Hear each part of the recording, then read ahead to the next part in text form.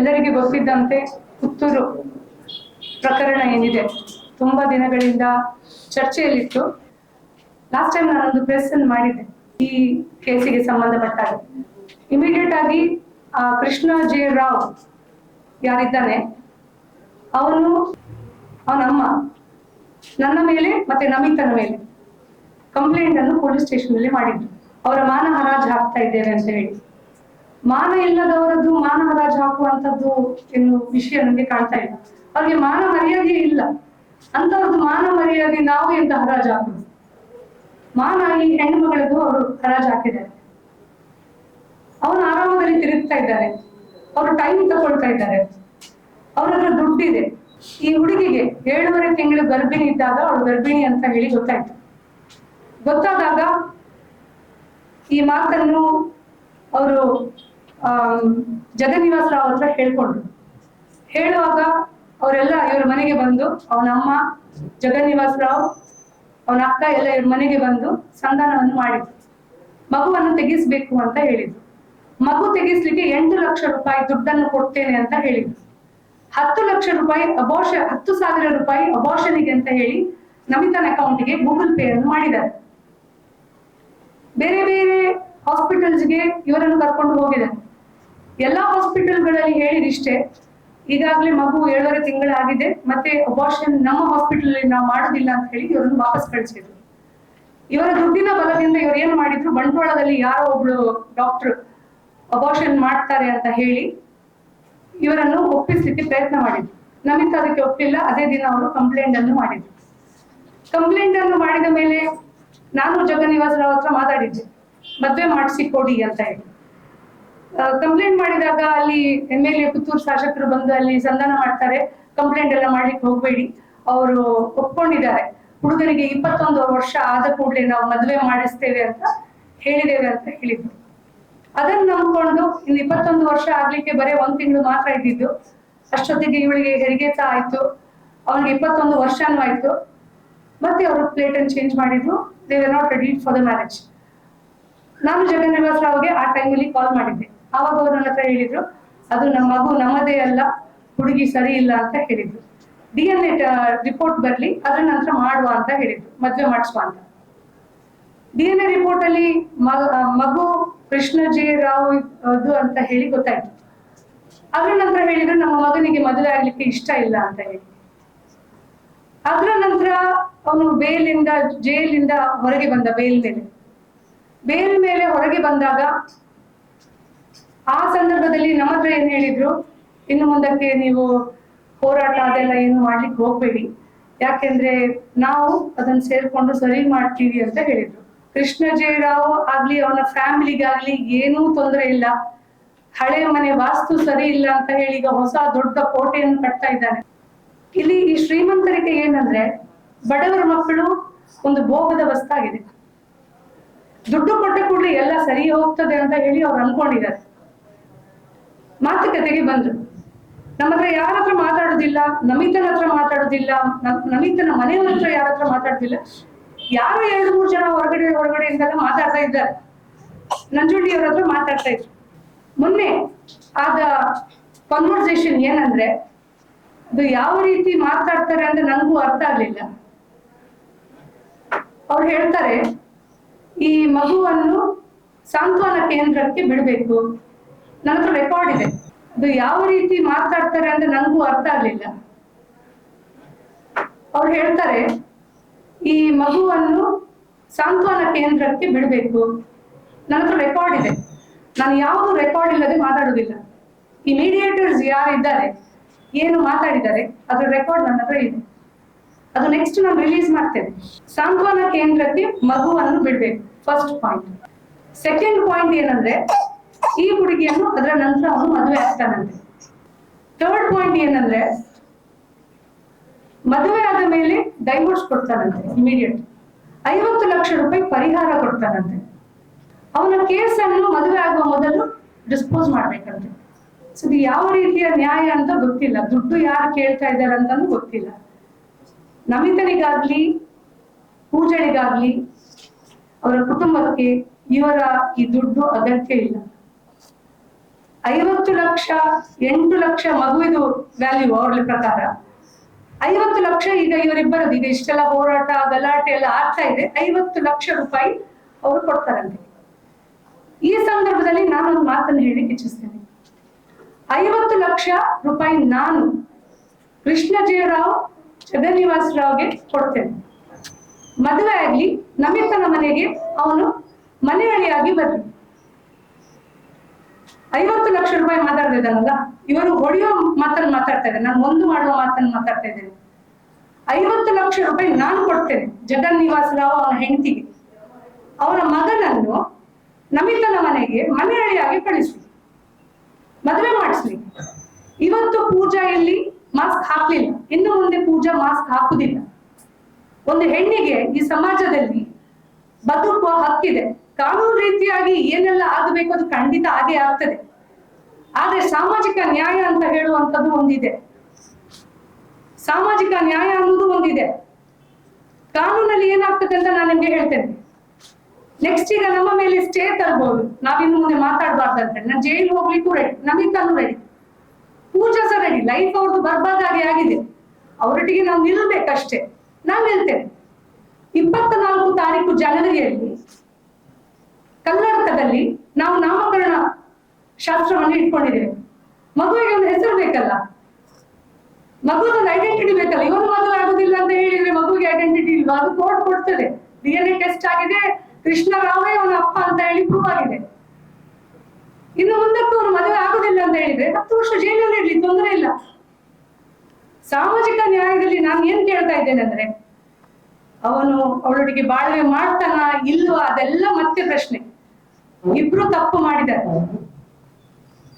ಈ ತಪ್ಪಿಗೆ ಪ್ರಾಯಶ್ಚಿತವಾಗಿ ಮಗು ಹುಟ್ಟಿದೆ.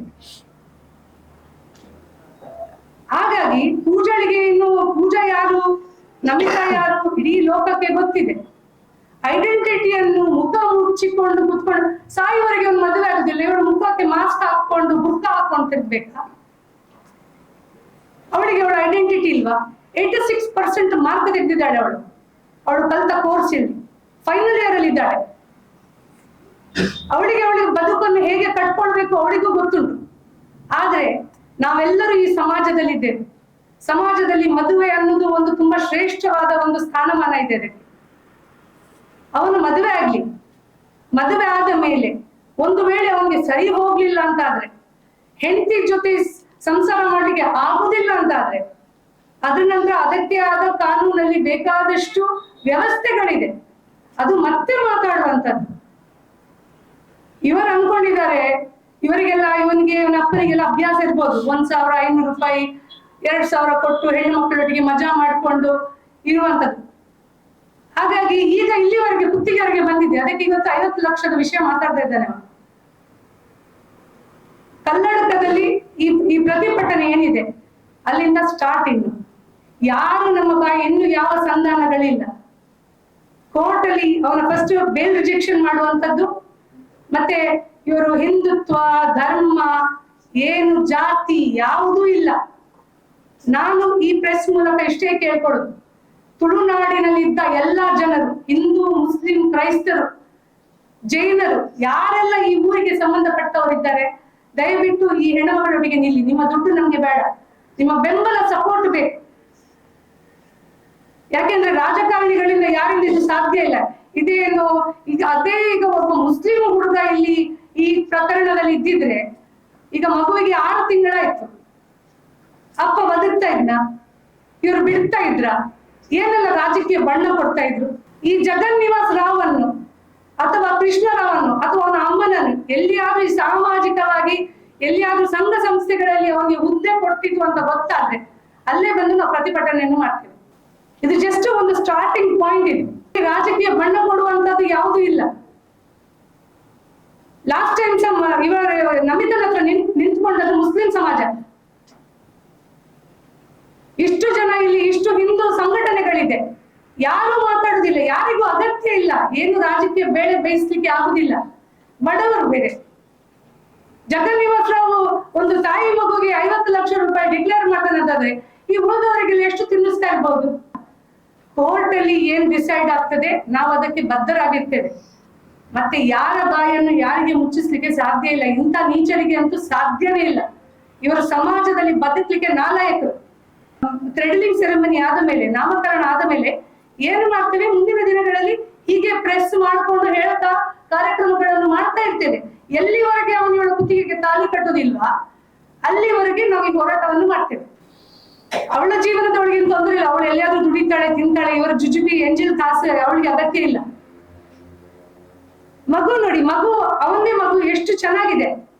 ಇವಳನ್ನು ನೋಡಿ, ಏನು ಇವಳಿಗೆ ಏನು ಕಮ್ಮಿ ಆಗಿದೆ? ಇವನು ಸರ್ಸ ಆಡುವಾಗ ಇವಳಿಗೆ ಅವನಿಗೇನು ತೊಂದರೆ ಇರ್ಲಿಲ್ವಾ? ಇವತ್ತು ಬೇಡ ಅಂದ್ರೆ ರೀಸನ್ ಏನಂತ ಬೇಕಲ್ಲ. ಒಂದು ಹುಡುಗಿಯನ್ನು ಮಂಚದವರೆಗೆ ಕರ್ಕೊಂಡು ಹೋಗ್ತಾನೆ ಅಂತ ಆದ್ರೆ, ಅಲ್ಲಿವರೆಗೆ ಅವನಿಗೆ ಆಗ್ತದೆ ಅಂತ ಆದ್ರೆ, ಈಗ ಸಂಸಾರ ಮಾಡ್ಲಿಕ್ಕೆ ಏನ್ ತೊಂದ್ರೆ ಅವನಿಗೆ?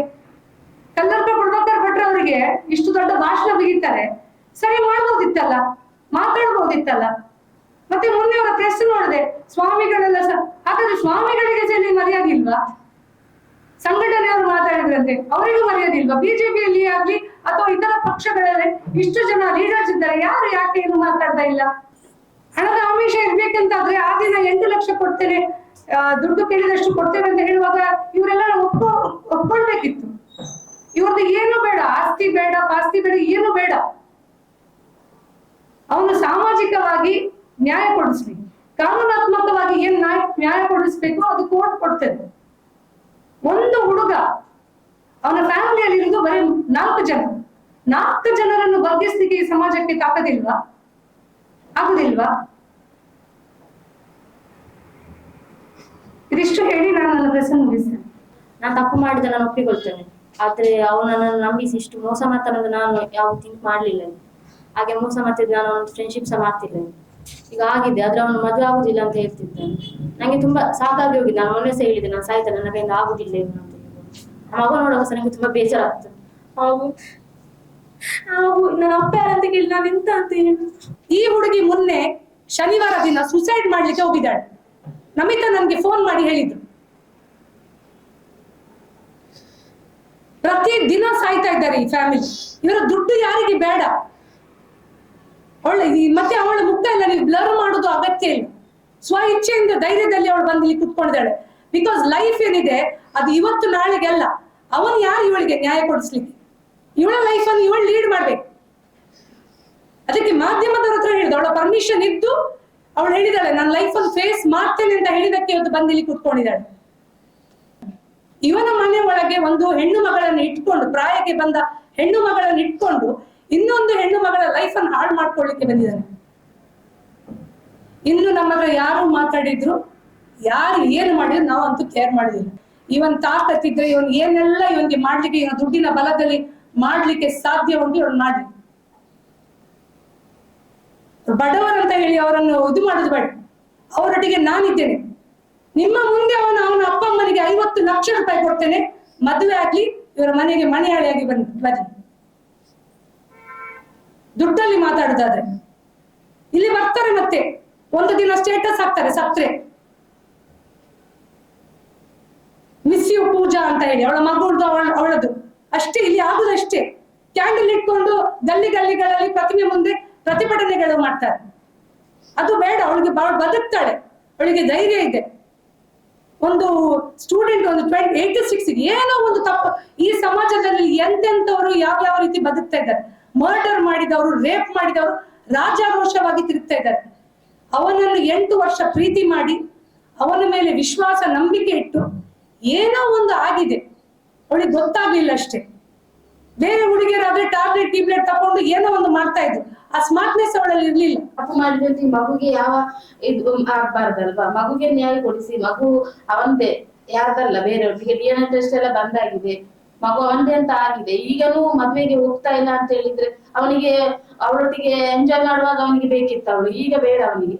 ಈಗ ನನಗೆ ಇಷ್ಟ ಇಲ್ಲ, ನನಗೆ 21 ವರ್ಷ ಆಗಿದೆ, ಆವಾಗ ಡಿಸಿಷನ್ ಆಗುದಿಲ್ಲ, ಇವಾಗ ತಗೊಳ್ಬೋದ ಅವನಿಗೆ? ಅವ್ರ ಮನೆಯವ್ರು ಹೇಳ್ತಿದಾರೆ ಅವ್ನಿಗೆ ಇಷ್ಟ ಇಲ್ಲ ಅಂತ. ಅವ್ನಿಗೆ ಇಷ್ಟ ಇದ್ದಾಗೆ ಅವ್ರ ಹುಡುಗಿಯರನ್ನು ಚೇಂಜ್ ಮಾಡ್ಕೊಂಡು ಹೋಗ್ತಾರೆ.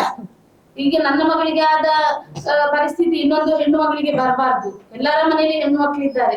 ಎಲ್ಲರ ಹತ್ರ ನಾನು ಹೇಳೋದಿಷ್ಟೇ, ಎಲ್ಲರೂ ಸೇರಿ ನಮ್ಗೆ ನ್ಯಾಯ ಕೊಡಿಸ್ಲಿಕ್ಕೋಸ್ಕರ ಎಲ್ಲರೂ ಸಪೋರ್ಟ್ ಮಾಡಿ, ಎಲ್ಲರ ಹತ್ರನೇ ಕೇಳೋದಿಷ್ಟೇ.